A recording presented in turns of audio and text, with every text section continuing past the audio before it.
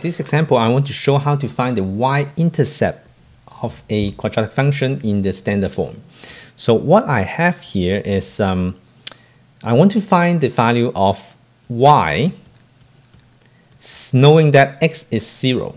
This is what it is when we want to find the y-intercept, or we call this initial value. Okay, so all I need to do is really plug in x as 0.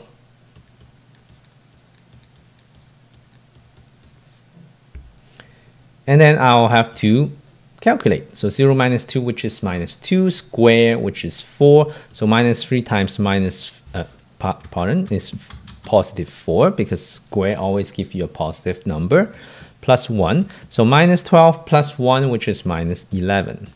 And this is how you find the y-intercept, or the initial value of a quadratic function in the standard form.